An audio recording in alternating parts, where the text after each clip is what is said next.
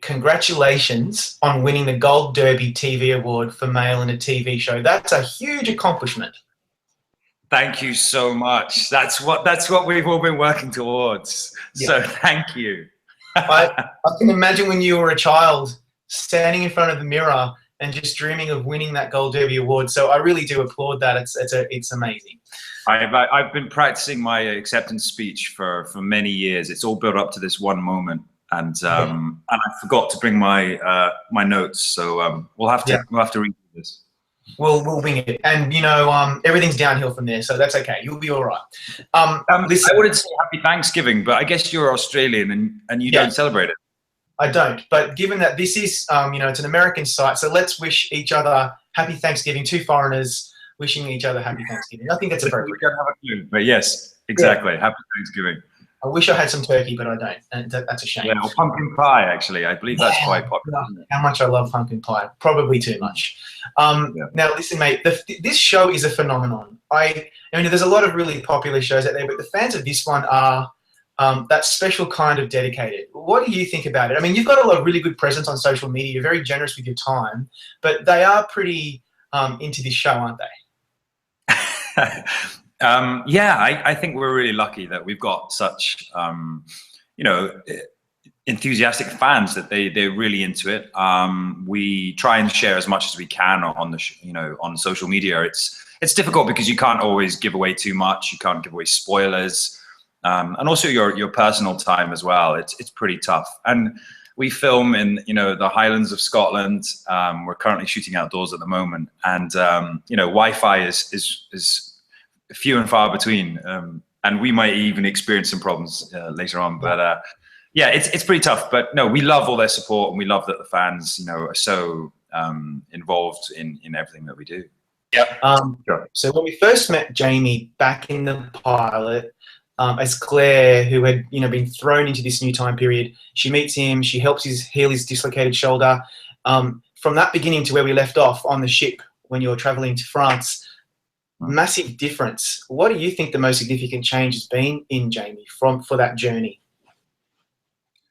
Yeah, he's grown up a lot. I mean, when we first meet Jamie, he is this young man who's got no responsibilities. He's kind of been running away from a lot of his past relationships, from things that have happened in his life. He's not addressed them, and he's come back to Scotland when we first meet him. He's just returned. He's been away, and he's sort of come back to all this politics with his brothers and his family. And this sort of amazing figure of Claire sort of almost virtually falls into his lap or into his life, and she changes everything. And it's a process of learning that they go through throughout the whole season.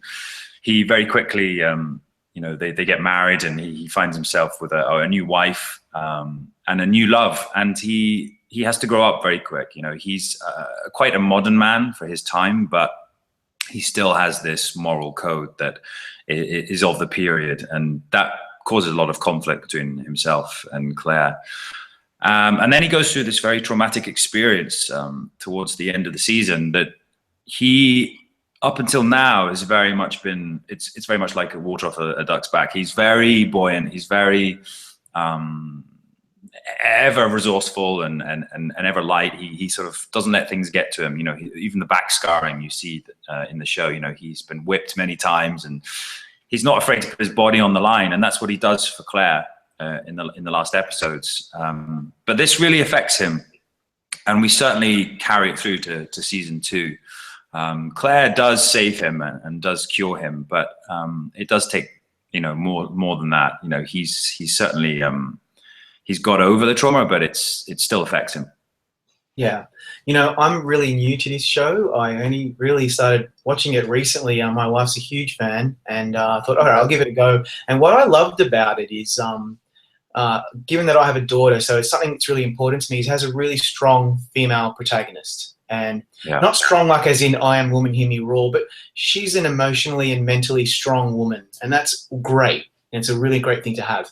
But you play the counterpoint because, you're a big you play this big, bare-chested, rough guy, and yet he's also such a softie.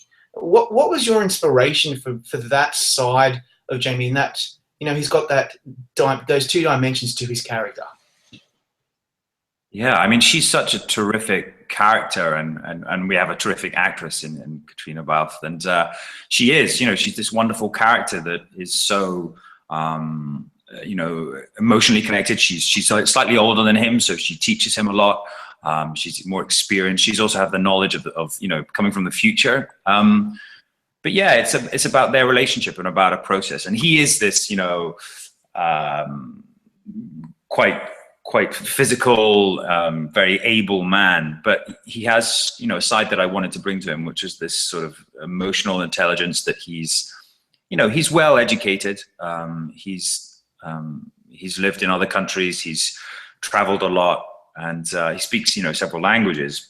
So, you know, he's quite a well-rounded character, and yeah, I just wanted to sort of start him off being quite, but yet quite naive and quite young. And innocent, I guess, and then throughout the process of the season to become not jaded as such, but just more experienced, you know, and have to go through all these life experiences with her. But also that to shape, you know, their relationship and shape who they are as people. And I think that's the joy of doing a season or a series like this, that you play this character that really goes on a very big arc, you know, an emotional journey. And you know, we don't even know really where the characters are going to be.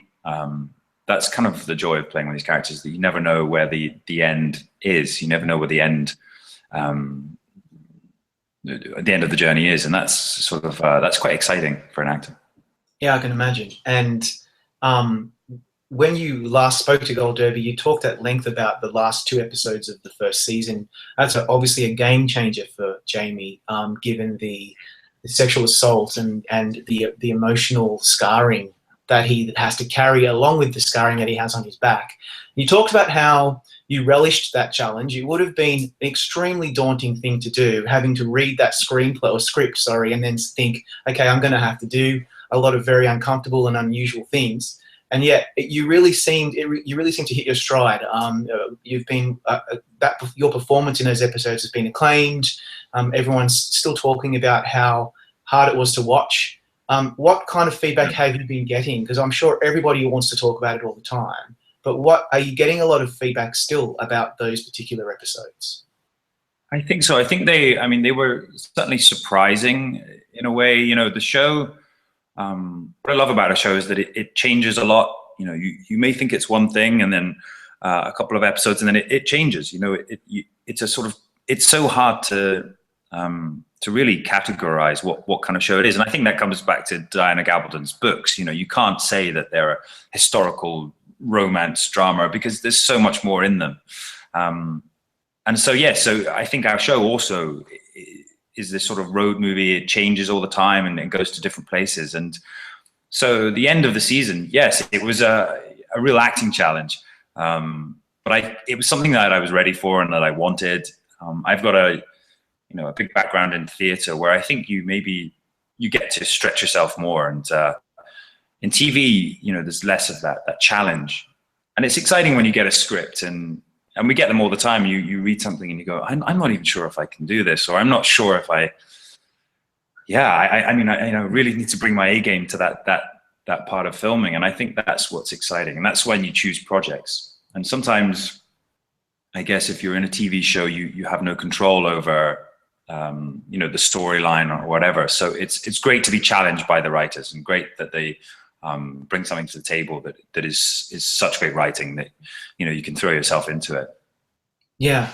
And the other thing that occurs to me is, you know, you guys act on this show. It's your job. And like anybody, like me, you know, we all have jobs, and we get very close and intimate with, not intimate, it's probably not the best word, but we get close, we get to know our colleagues very well, we become very good friends.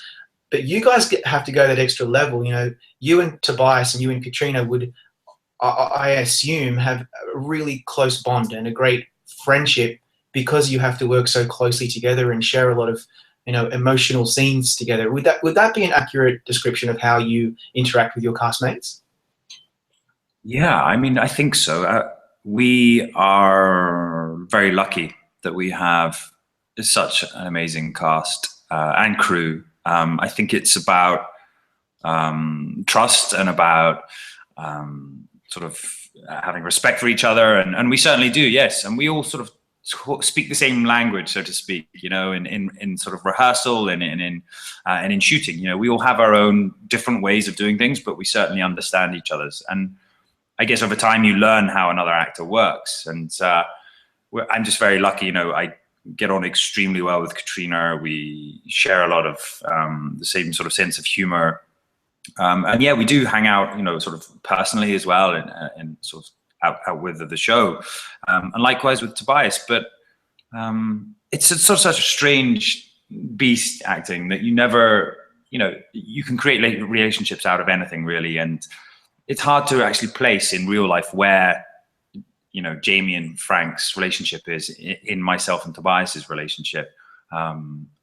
And likewise with Katrina, you know, it's a very strange thing, but we're very lucky. And going back to those last episodes with Blackjack Randall, that's sort of almost embedding yet more. I don't know. It wasn't just about the act or about this sort of specific trauma. It's more about, you know, where this is going to then take their relationships. You know, Claire's relationship with Jamie, but also Blackjack Randall's with this couple. And it's sort of a pivotal moment in going forward into season 2, and it changes everything. Do you pay much attention to critical reviews and accolades and awards and praise for the show? Are you ever hooked into that, or do you just kind of leave that? What, as an actor, do you get any validation from that, is what I'm trying to get at, or do you not really worry about that stuff? What do you mean, Rob? Have there been loads of bad reviews? Where? No, they're good. They're good. I mean, you're already winning a Gold Derby Award, as we discussed earlier. But, you know, there's a lot of talk that Outlander is so beautifully made and it deserves awards, attention, and it didn't do quite well at the Emmys a few months ago, but it may next year, and the Golden Globes are coming up. All this talk about you and Outlander and Katrina, and does that stuff faze you? Do you appreciate the good reviews?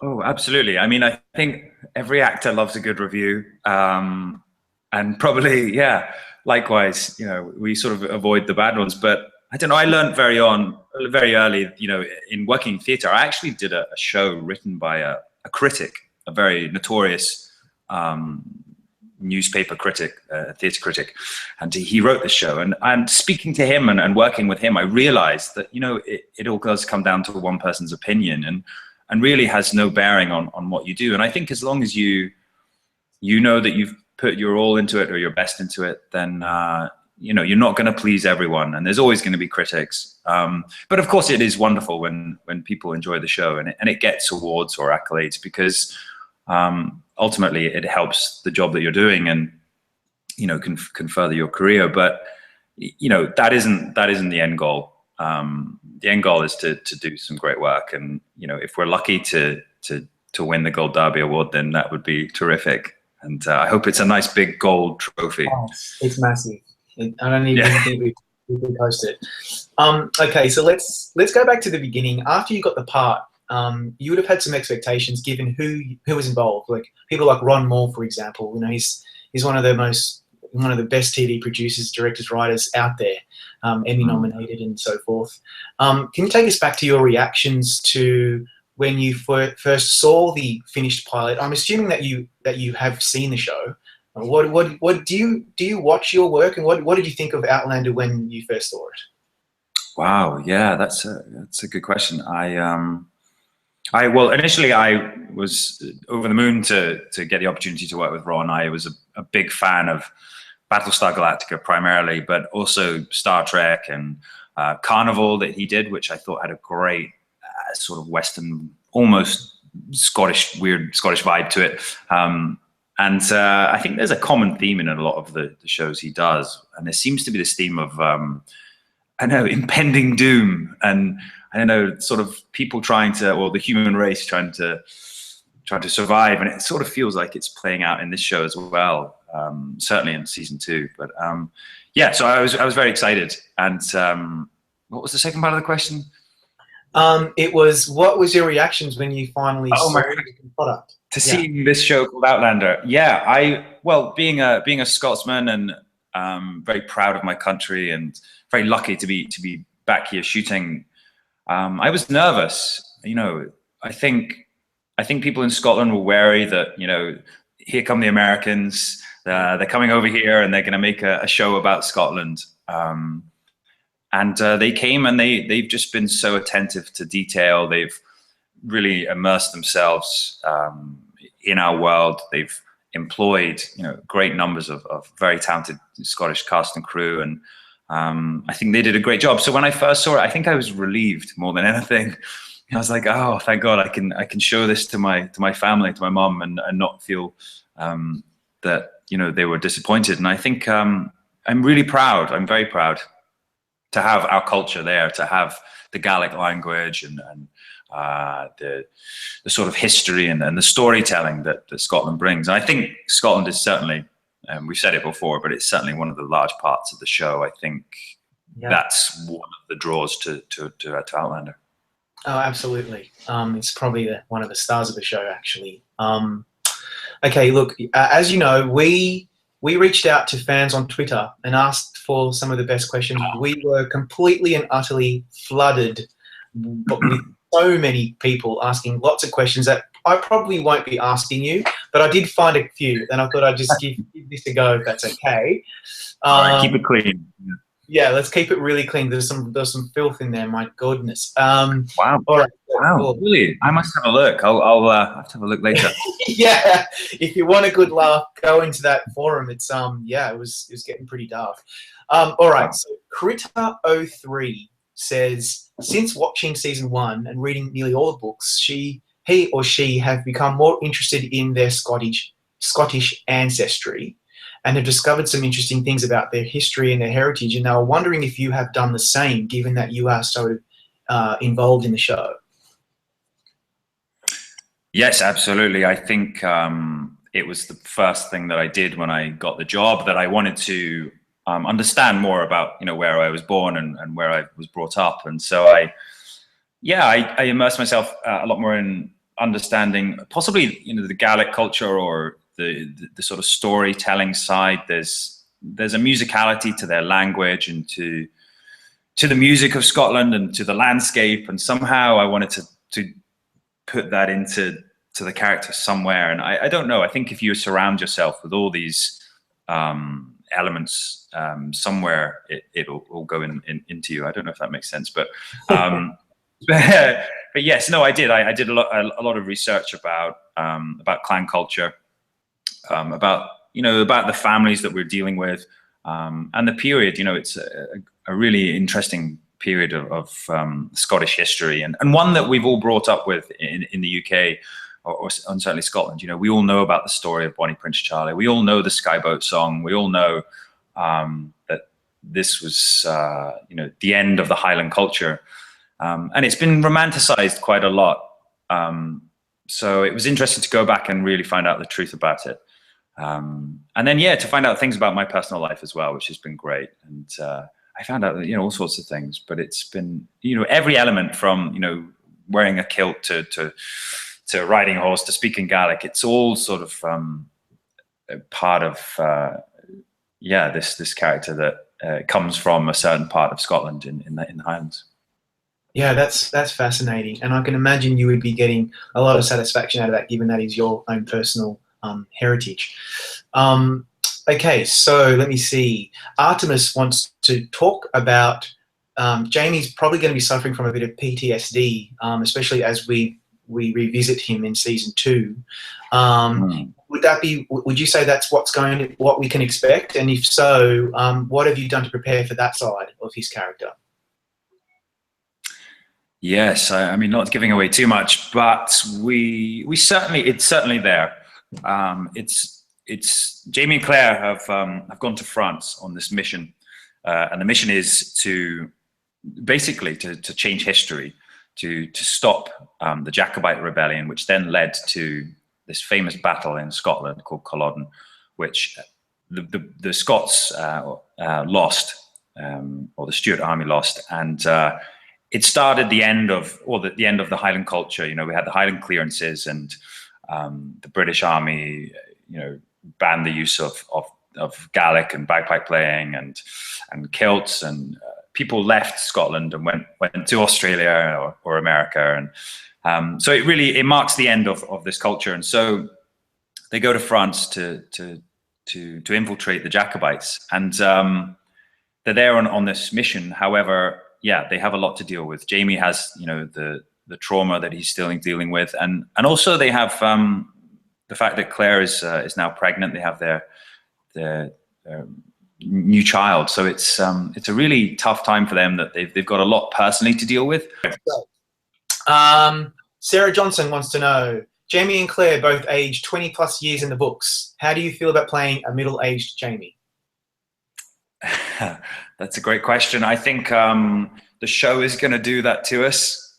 We work outdoors. We work some pretty long hours. And I think we've all aged about 20 years. So that would be interesting. But yeah, no, I think it would be terrific. I think to find, that physicality, to find his age, it'll be really, really good fun. I'm looking forward to seeing Katrina with lots of wrinkles and gray hair and a walking stick. Yeah, that would be very cool. And you can spend all those hours in the makeup chair. I'm sure you'll love that. So Krista Bisowski wants to know, what do you most identify with? What about Jamie do you most identify with? What do I identify most with Jamie? I mean, not just the sort of the Scottish side and the, I think it's possibly his sense of humor. I like his sense of humor. I'm not saying that I've got it at all, but I think he's got this wonderful way or this wonderful ability to make people feel at ease. And it's something that I aspire to, maybe, that he's got this great affability, and he's very genuine and noble as well. He's very true to his word, and I respect that. Yeah. Still with you? Yeah, cool. All right, so look, I have been asked to just see if I could pump you for information to get everything about season 2. I'm not as naive as that. I'm sure you're going to keep it really close to your chest, but what can we expect in terms of how different will the show feel? You'll be in Paris. It's going to be a completely different color palette. It's not going to be in the Highlands. It'll be in the most romantic city in the world. Is it going to be a really different tone? And what can we expect from it? Yeah, without giving away too much, I think you've actually said it. It is a completely different world, and I think season 2 is going to be two-sided.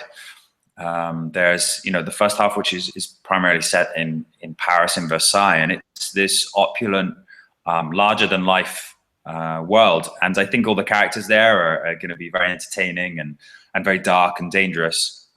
It's going to look spectacular. I've just been finishing up ADR on the first 5 episodes, and it looks incredible and just so different to what we're shooting now, which is the second half of the season, which is mud and blood and Scotland. So it really is gonna kind of mirror image each other, and I think they'll complement each other as well. And it just sort of builds. It's gonna certainly build towards the end of the season 2. There's so much to look forward to, mate. And I hear that we're probably going to see it in early next year, maybe March, April. We're not quite sure when it's premiering in the States, but you can imagine that people are chomping at the bit to have some new Outlander. So we wish you all the best for the upcoming TV Awards season, and we look forward to maybe chatting with you again perhaps next year when Outlander season 2 finally hits the airwaves.